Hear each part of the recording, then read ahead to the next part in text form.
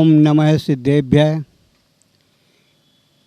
मंगलम भगवान वीरो मंगलम गौतमो गणी मंगलम कुंद कुंदार्यो जैन धर्मोस्तु मंगलम। सर्वमंगलमांगल्यम सर्वकल्याणकारकम प्रधानां सर्वधर्माणां जैनम जयतु शासनम जैनम जयतु शासनम। जय बोलिए अनंतानंत सिद्ध परमेष्टि भगवान की जय। 24 तीर्थंकर भगवंतों की जय। आदिनाथ भगवान की जय। वर्तमान शासन नायक भगवान महावीर स्वामी की जय। शाश्वत सिद्ध क्षेत्र सम्मेद शिखर जी की जय। आचार्य गुरुवर विमल सागर जी महाराज की जय। धर्मानुरागी बंधुओं, यह मेरा परम सौभाग्य है परम पूज्य वात्सल्य रत्नाकर निमित्त ज्ञानी आचार्य गुरुवर विमल सागर जी के प्रति शब्दों के द्वारा विनयाञ्जलि प्रस्तुत करने का शुभ अवसर प्राप्त हो रहा है। जैसे ही मन में आचार्य गुरुवर विमल सागर जी की का नाम स्मरण आता है, उनकी छवि आँखों के समक्ष तैरने लगती है और वो छवि है वात्सल्य मूर्ति, वात्सल्य रत्नाकर, करुणा के सागर विमल सागर जी महाराज की। क्योंकि मुझे यह मेरे पुण्य का ही उदय है कि उनसे कई बार उनके दर्शन का सौभाग्य प्राप्त हुआ। उनसे सोनागिर सिद्ध क्षेत्र, सम्मेद शिखर जी सिद्ध क्षेत्र में कई बार दर्शन करने का अवसर प्राप्त हुआ। जब जब उनके दर्शन किए तो उनके नेत्रों में हमेशा संसार के समस्त प्राणियों के प्रति वात्सल्य भाव झलकता रहता था, करुणा का सागर लहराता रहता था। उन्होंने कभी भी अपने जीवन में किसी के प्रति भेदभाव नहीं किया और उन्होंने को कभी भी ये अभिमान नहीं रहा कि मैं इतना बड़ा साधु हूँ, इतना बड़ा आचार्य हूँ। सोनागिर जी की एक घटना है। आचार्य विमल सागर जी सोनागिर सिद्ध क्षेत्र में विद्यमान थे और उस समय उनके शिष्य विराग सागर जी महाराज का सोनागिर में आगमन हुआ।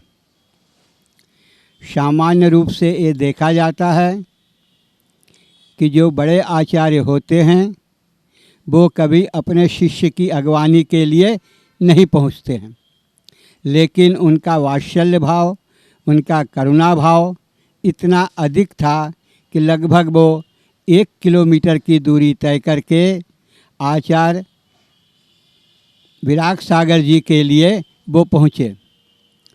जब आचार्य विराग सागर जी ने उनके दर्शन किए तो उन्हें घोर आश्चर्य हुआ और साथ में उन्होंने ये कहा, हे गुरुवर, आपको यहाँ आने की क्या आवश्यकता थी? मैं तो आपके दर्शन के लिए आपके चरणों के समीप तो पहुँच ही रहा था। तो उनका उत्तर सुन के किसी का मन करुणा से, वात्सल्य से ओतप्रोत हो जाएगा। उन्होंने कहा, यह विषय नहीं है कि आप मेरे शिष्य हैं, मैं तो इसलिए आया हूँ कि एक निर्ग्रंथ दिगंबर वेशधारी मुनि आया है। अर्थात जब साधर्मी की बात उठती है तो उस समय बड़ा या छोटा कोई भी व्यक्ति नहीं होता है। ये उनकी वात्सल्य का प्रतीक था कि कभी भी उनने अपने जीवन में जो भी दुखी प्राणी गया उसमें ये भेदभाव नहीं किया कि ये कौन है। यहाँ तक कि उनके यहाँ अपने दुखों का निवारण करने के लिए चाहे वो जैन हो चाहे वो अजैन हो, सब व्यक्ति उनके यहाँ जाते थे और इस विश्वास से जाते थे कि आचार्य श्री का आशीर्वाद मिल जाएगा तो हमारे कार्य की प्राप्ति संभव हो जाएगी, अर्थात हमारी जो इच्छा है, हमारा जो कार्य है वो पूरा हो जाएगा। और ये देखा गया कि उनके यहाँ, उनकी शरण में जो भी पहुँचा अपनी समस्याओं को लेकर, चाहे वो संसार की समस्याएं हों, परिवार की समस्याएं हों, व्यक्तिगत स्वास्थ्य संबंधी समस्याएं हों, सबका निदान उन्होंने साम्य भाव रूप से किया। कभी भी उनके मन में ये विचार नहीं आया कि ये धनिक व्यक्ति है, ये गरीब व्यक्ति है, ये जैन है, ये अजैन है, तो उनके प्रति भेदभाव रखें। और यहाँ तक कि ऐसे ऐसे लोग उनके पास पहुँचते थे कि जैसे एक बार का कथानक याद आता है कि एक व्यक्ति की भैंस खो गई। अब भैंस खो गई तो आचार्य श्री के पास पहुँच गया और कहा, महाराज जी भैंस खो गई है। लोगों ने कहा कि भाई अब तुम्हारी भैंस खो गई है तो आचार्य श्री उसमें क्या करेंगे? तो बोले, नहीं, मुझको विश्वास है कि मैं आचार्य श्री के पास जाऊंगा तो मुझको मेरी भैंस मिल जाएगी।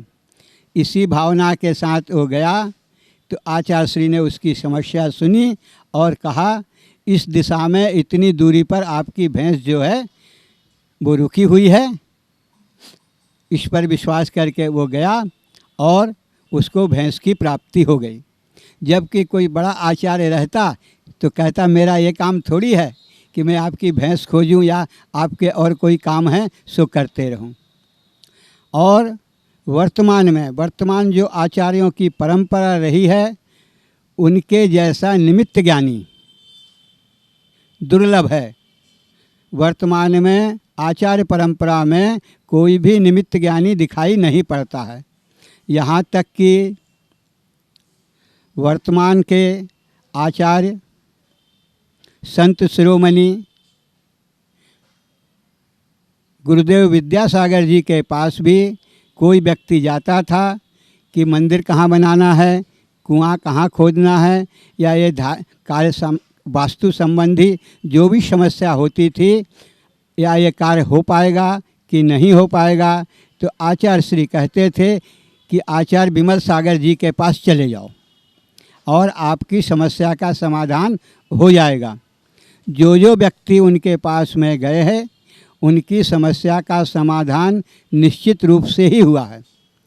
और उन्होंने अपने प्रारंभिक जीवन में जो भी वैद्यक आदि का ज्ञान किया था, उसका भी उन्होंने जो भी किसी भी सांसारिक बाधा से, शारीरिक पीड़ा से पीड़ित हैं, उसके लिए उन्होंने उसका सदुपयोग किया।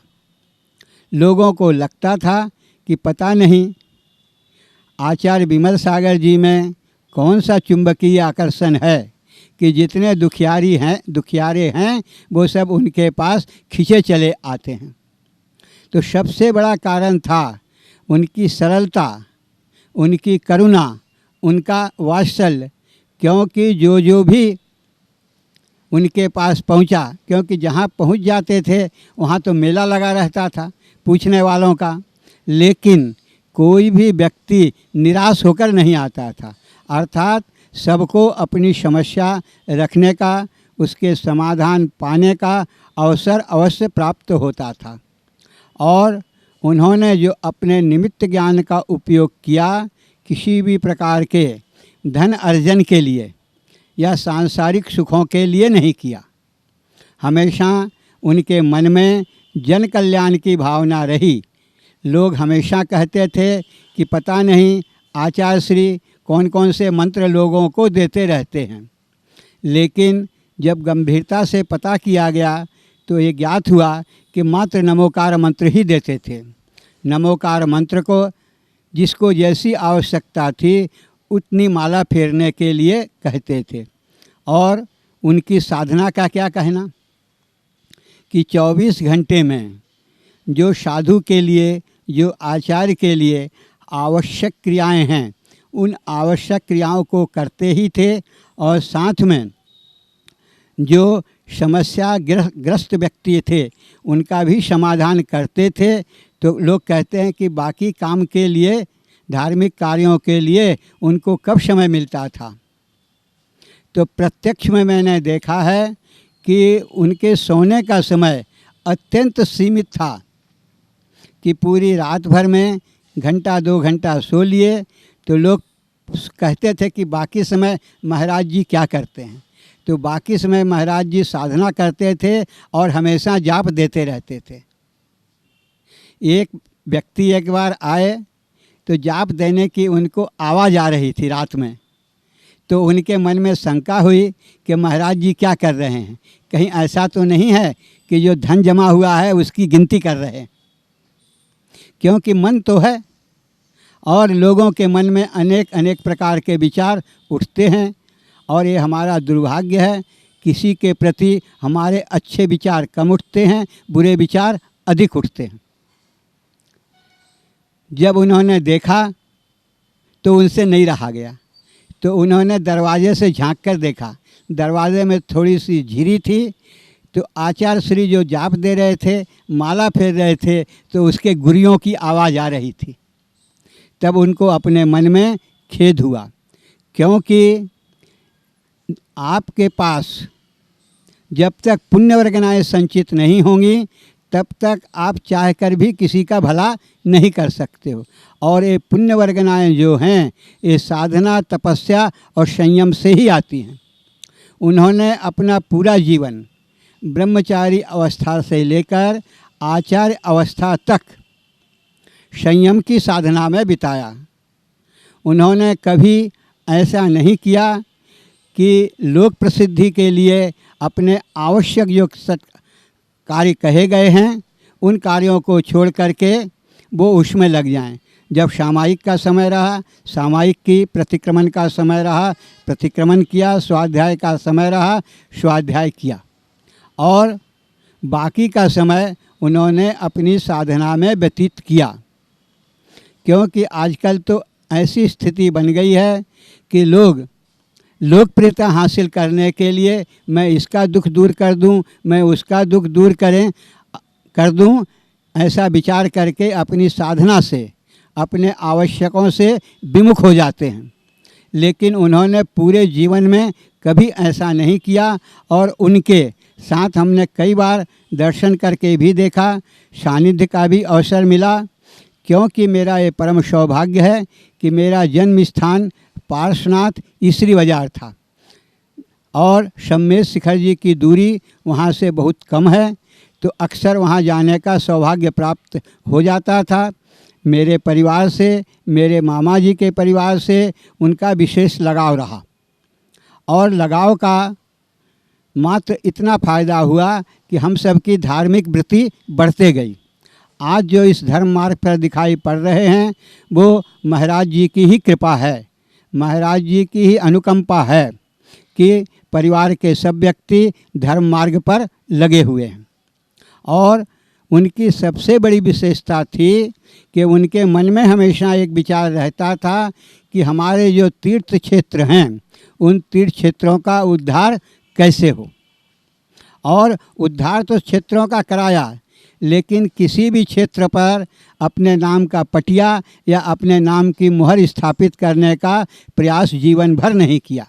ये ज़रूर था कि उनकी धार्मिक क्षेत्रों में, अध्यात्म के क्षेत्रों में जहाँ जहाँ इच्छा हुई, भक्तगण उनकी मुँह से बात निकलने के पूर्व ही उस कार्य को करने को तत्पर रहते थे।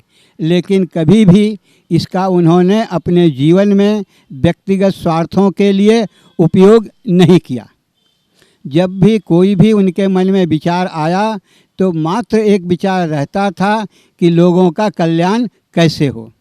इस कल्याण के सिवा उनके मन में किसी के प्रति कोई भी भावना नहीं रही। यहाँ तक कि जो साधु वर्ग था, जो आचार्य थे, जो सामान्य साधु थे, उनके प्रति भी हमेशा उनके मन में समता भाव रहा। उनके मन में कभी ये भाव नहीं रहा कि मैं इतना बड़ा आचार्य हूँ और ये तो सामान्य साधु है, ऐसा उन्होंने जीवन में कभी नहीं किया। और हमेशा जो सामान्य साधु थे, जो अत्यंत छोटे लघु साधु थे, उनके प्रति भी उन्होंने हमेशा क्षमता भाव रखा और हमेशा बगल में बैठने का स्थान दिया। कभी भी ये वो विचार नहीं करते थे कि मैं छोटा कि मैं बड़ा। हमेशा उनके मन में एक ही भावना रहती थी कि 3 कम 9 कोटि जो मुनिराज हैं उसमें मेरा सबसे अंतिम स्थान है। अर्थात जितने साधुगण हैं, आचार्यगण हैं, उपाध्यायगण हैं, वो सब मेरे से बड़े हैं। और उनकी इसी निष्प्रहता का परिणाम था कि उनके शिष्य जो थे, उपाध्याय भरत सागर जी जो कि आचार्य हो गए, ऐसा शिष्य मिलना आज के ज़माने में दुर्लभ है। कहने को तो बहुत कुछ कहा जा सकता है, लेकिन वर्तमान में जैसी श्रवण कुमार की भक्ति कही जाती है, उसी तरह से उपाध्याय भरत सागर जी की भक्ति कही जाएगी कि पूरे जीवन भर, चाहे उनके शरीर की जो भी अवस्था रही हो, उन्होंने आचार्य गुरुवर का साथ नहीं छोड़ा। इसलिए नहीं छोड़ा कि उनके मन में कभी भी ये भावना नहीं आई कि मैं आचार्य श्री से अलग रहकर अपना स्वतंत्र व्यक्तित्व स्थापित कर सकूं, कि लोग मेरी जय जयकार करें। उनके मन में, आचार्य गुरुवर भरत सागर जी के मन में एक ही विचार आता था कि मेरे गुरुवर की जय जयकार है सो हम सब की जय जयकार है। इस तरह की भावना यदि वर्तमान के साधुओं में आ जावे, कि साधुओं में सामंजस्य की प्रवृत्ति हो जावे, तो वो बार बार जो उपदेश देते हैं कि श्रावकों को एक होना चाहिए, लेकिन जो ये कथन कर रहे हैं कि श्रावकों को एक होना चाहिए, जब कथन करने वाले साधु ही स्वयं में एक नहीं हो पा रहे हैं, तो उनका दूसरे को उपदेश देना कहाँ तक सार्थक होगा। और ये तो निश्चित है कि आचार्य विमल सागर जी महाराज ने जो भी तपस्या की, जो भी साधना की, जो उनके अंदर करुणा वात्सल्यता रही, इससे निश्चित रूप से उन्हें ऊर्ध्वगति की प्राप्ति हुई होगी। और उनके करुणा भाव के कारण से हो सकता है कि किसी भी भाव में तीर्थंकर प्रकृति का बंध हो जाए तो कोई आश्चर्य का विषय नहीं होगा। अंत में मैं इतना कहना चाहता हूँ कि आप सभी को ज्ञातव्य है कि वात्सल्य रत्नाकर आचार्य श्री विमल सागर जी महाराज का श्री शाश्वत तीर्थराज श्री सम्मेद शिखर जी में 29 दिसंबर 1994 को सायंकाल 4:27 पर ऊर्ध्वारोहण हो गया था। मेरा आप सभी से निवेदन है कि आप रविवार 29 दिसंबर 2019 को आचार्य श्री के ऊर्ध्वारोहण महोत्सव के उपलक्ष्य में अपने अपने नगर, अपने अपने शहर, अपने अपने मंदिर, अपने अपने गांव, अपने अपने घर में अवश्य आचार्य श्री की पूजा, आचार्य श्री का विधान, आचार्य श्री की आरती करें। एवं 29 दिसंबर 2019 को सायंकाल 4:27 पर नमोकार मंत्र का पाठ कर आचार्य श्री को श्रद्धांजलि एवं विनयान्जलि जरूर अर्पित करें। इसी मंगल भावना के साथ कि जैसे आचार्य गुरुवर का कल्याण हुआ है, हम सब जीवों का भी कल्याण हो। जय जिनेंद्र।